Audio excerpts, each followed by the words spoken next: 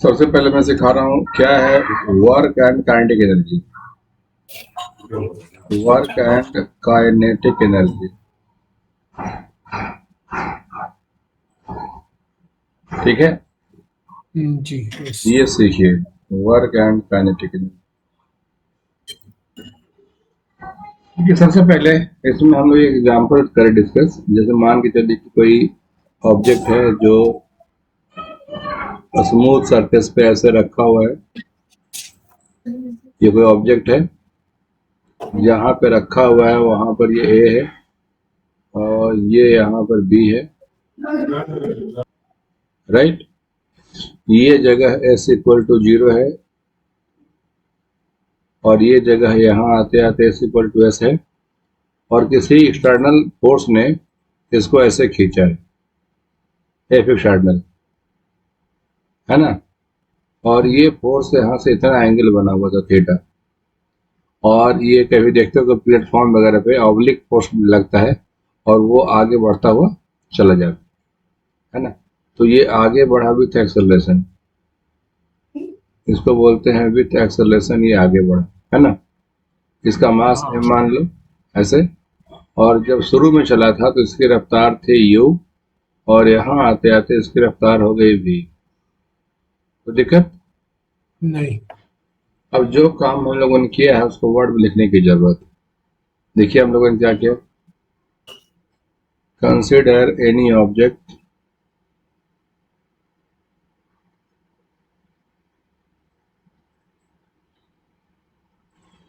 of mass m is pulled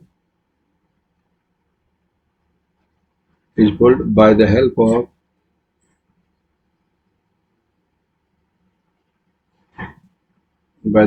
of a force F.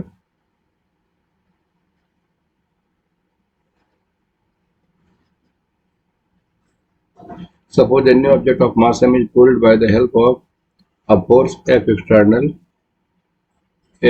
right? In this way, a speed of block changes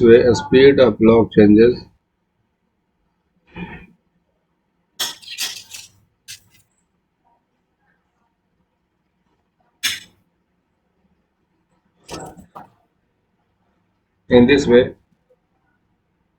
a speed of the block changes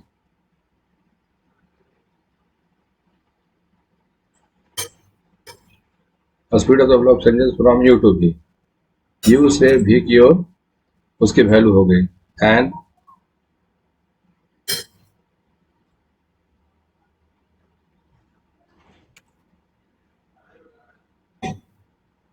body covers a displacement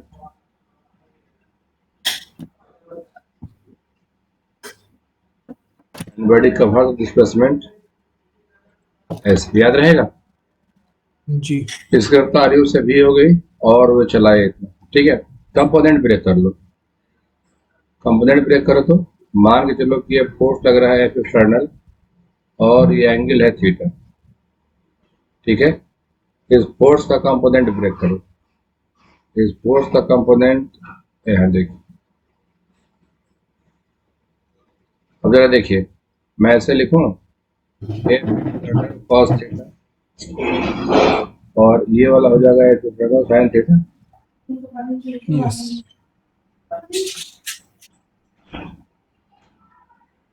F external sine theta तो हाँ या ना। जी तो मैं हाँ। तुमसे पूछता हूँ कि इस ब्लॉक को आगे ले जाने के लिए कौन सा फोर्स रिस्पॉन्सिबल है, एफ कॉस या एफ साइन? F cos. ठीक है। तो मैं कहूँगा कि ओनली एफ एक्सटर्नल, यहाँ देखिए, only F external cos theta is only responsible for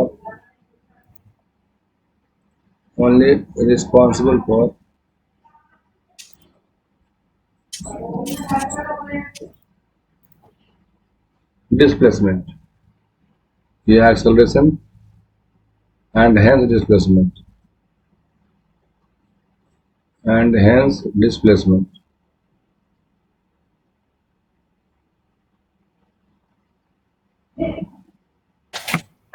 ठीक है, ये हाँ ध्यान रखिएगा।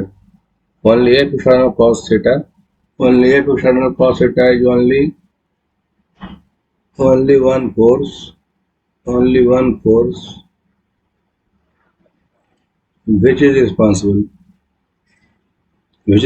for acceleration and hence displacement along x-axis.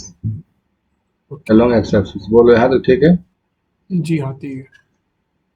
तो ये हो गया ऐसा, तो हम लोग कहेंगे कि एफ एक्सटर्नल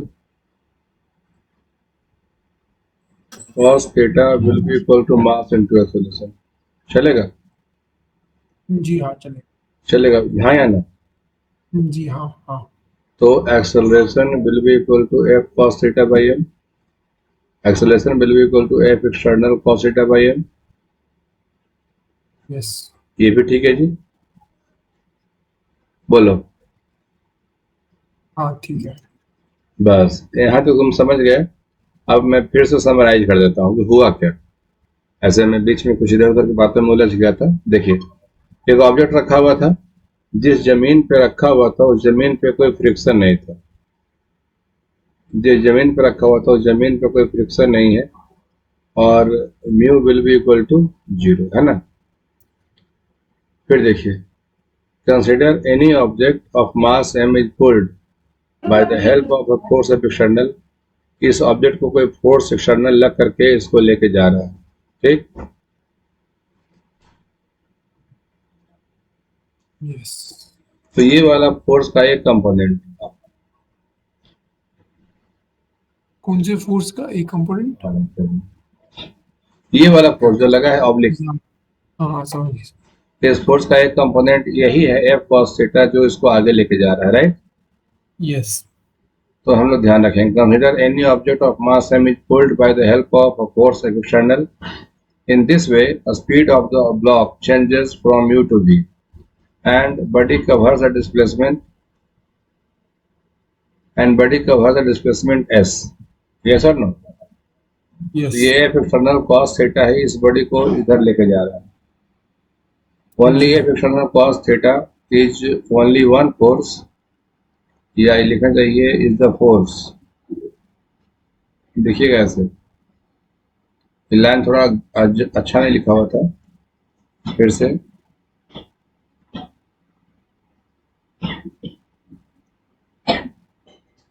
हाँ फिर से देखिए, only F external cos theta is only one force which is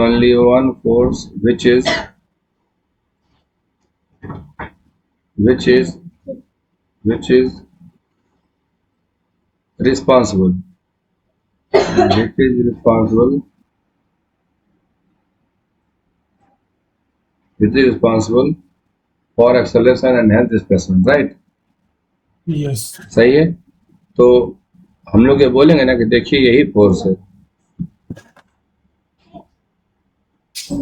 यही एक फोर्स है एक्सटर्नल कॉस थीटा, जो इस ऑब्जेक्ट को आगे लेके जा रहा है और एक्सेलरेट कर रहा है। यस बोलो हाँ या ना? जी हाँ